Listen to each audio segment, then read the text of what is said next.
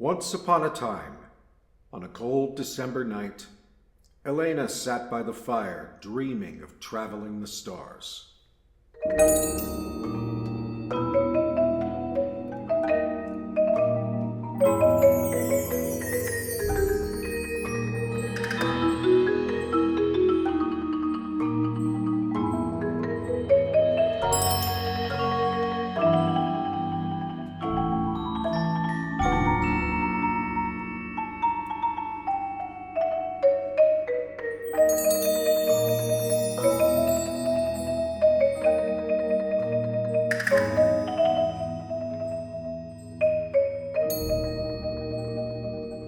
Elena's father walked in, tired from the day's work, and asked in a deep voice, "Elena, why are you awake, child? Christmas is coming soon. You need to rest."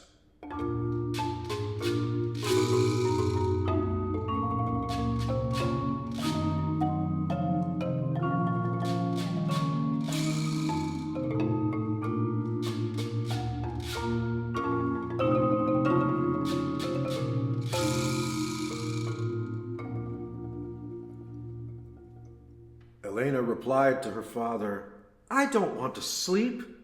I want to go to the stars and walk on the moon." Elena's father shook his head and sternly said, "Forget the stars. It is too dangerous for young girls." Elena grew angry and ran to her room, shutting her door with a loud bang. Elena furiously stomped around her room. She would show her father by going on an adventure just like her mother had long ago. Oh, and what a grand adventure she would have, to travel up above the clouds, to surf along the starlight, and to swim weightless in the heavens.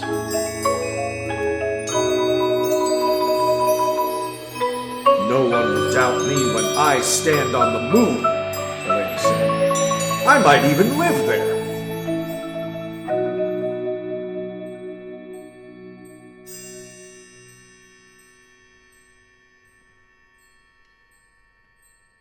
Now, Elena and her father lived very close to a launch site for a space rocket. Elena's mother had often spoken of the place before she left on her adventure. So Elena came up with a brilliant plan. She would climb out of her window and go to the rocket launch site. Since it was dark, no one would see her, and she could sneak into the rocket and catch a ride to the moon.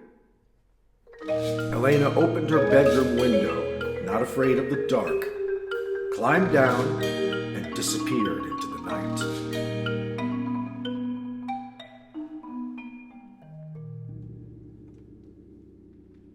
Elena found the giant space rocket right where she thought it would be and climbed inside. They must be ready to go to the moon, she thought, because the door was left wide open. Inside the rocket, Elena found a robot that was walking around and muttering to itself. When it saw her, the robot smiled and waved like an old friend. "Do you know me?" Elena asked, a bit surprised. The robot replied, "I think so. Maybe not. Sorry, my memory is malfunctioning and some of my parts are broken from my last mission.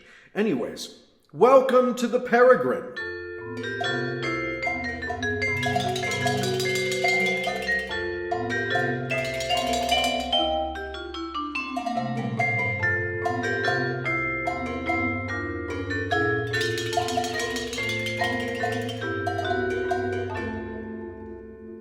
"Stop!"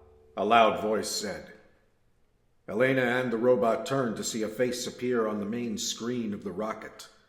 "I am the computer of the Peregrine, and you are not authorized to be here."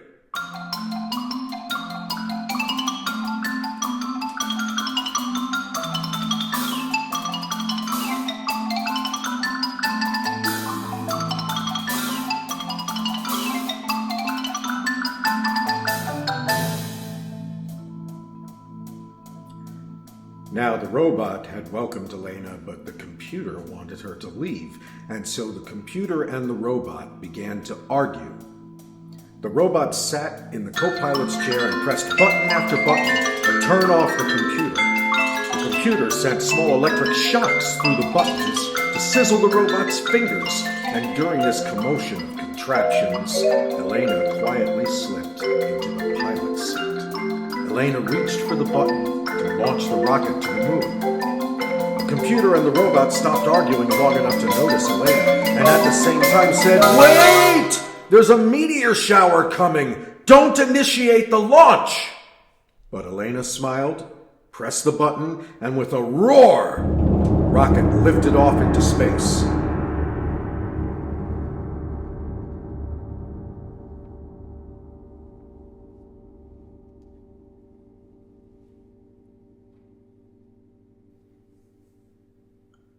"Now we're in trouble," the robot said. "Those meteors will knock us out of the sky." But Elena was determined. "We'll make it," she said. "Computer, find a way through." The computer was not happy taking orders from Elena, but also did not want to be hit by meteors, so it quickly went to work, calculating and sending instructions to the robot who took the controls.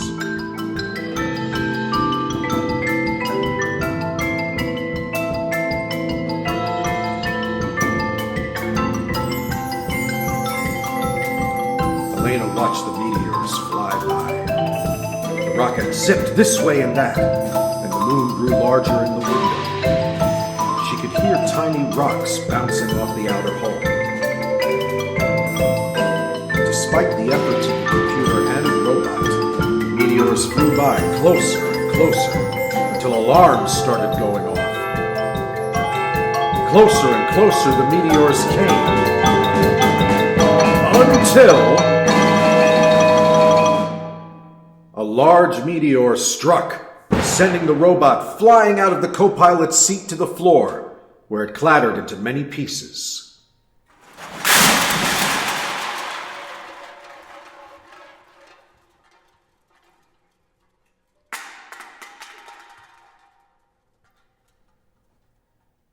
"Not again," the computer said. Elena saw the stars shining clearly. They had passed the meteors, and her dream was coming true.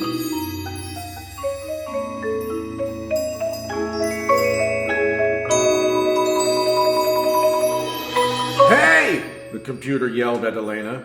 "I hate to interrupt your daydream, but we're about to crash into the moon!"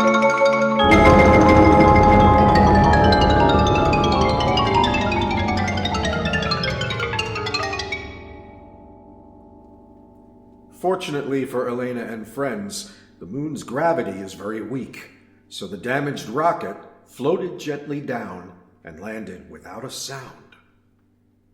Elena eagerly grabbed a spacesuit and headed for the airlock. As Elena passed by, the robot lit up and said something, but Elena was far too excited to listen.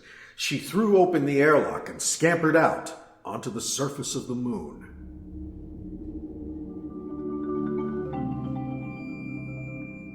Elena walked for a long time and saw nothing but dust around her for miles in every direction.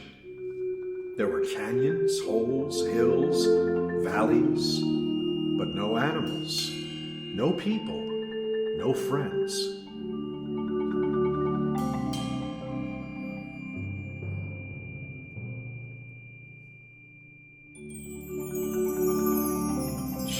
Up at the earth, now far away, gleaming blue in the dark sky, surrounded by twinkling stars, and she felt a bit sad.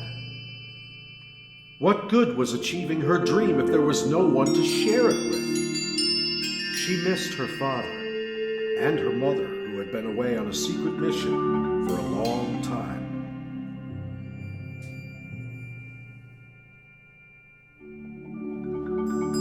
Elena slowly returned to the rocket and climbed back inside. The robot, lying in pieces on the floor, said, "Hello, Maria. and then shut down once again. Elena was surprised. "That's my mother's name," she said. "Silly robot," the computer interrupted. "You're still malfunctioning. That's not Maria. She was taken to the hospital after our last mission." Elena jumped into the pilot's seat to interrogate the computer. "What are you talking about?" she asked. But the computer would not reply. "You are not authorized," the computer said. Elena asked several more times, but the computer simply repeated itself. "You are not authorized." Elena finally decided that if the computer would not answer her, then she would fix the robot and ask it instead. Elena gathered up the parts of the robot and began working, putting each piece back in place, until finally the robot's eyes flashed and it stood up on its own again. "Hello, Maria," the robot said. Elena replied, "That's my mother. How do you know her?" The robot tapped its head a few times and said, "Apologies, my memory core is rebooting. You look like Maria, our captain. She saved me on our last mission when we were hit by a meteor shower." The computer angrily added, "And you flew us into another one." Now Elena understood.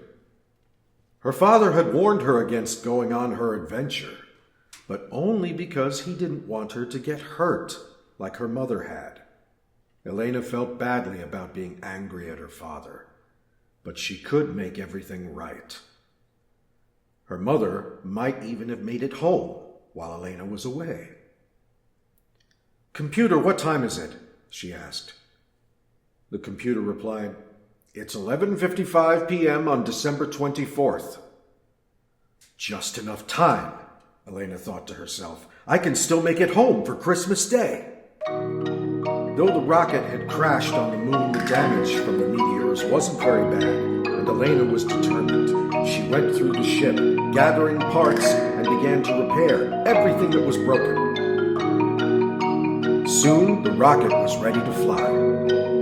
Elena sat in the pilot's chair and grabbed the controls. "This time, I'll take care of the flying," she said.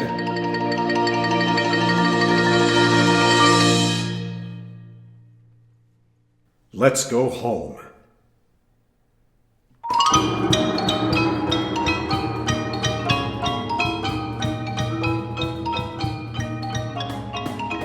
They flew back to Earth in record time, dodging meteors and satellites and everything in their path. Nothing could touch the rocket, with Elena at the controls, determined to make it home.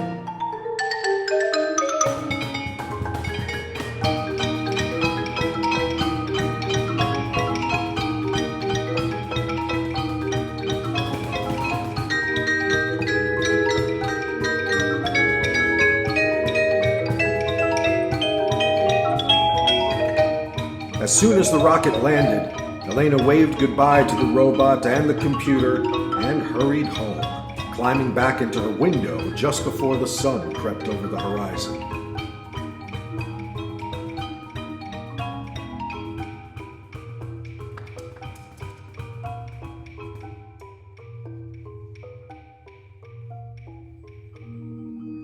Elena threw open her door and ran to the living room to find her father and her mother waiting for her.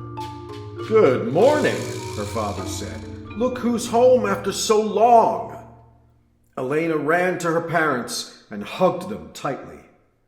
Tears filled her eyes as she realized that she had everything she wanted. Elena had the moon, but also had her family with whom to share her adventure. Her dream was achieved.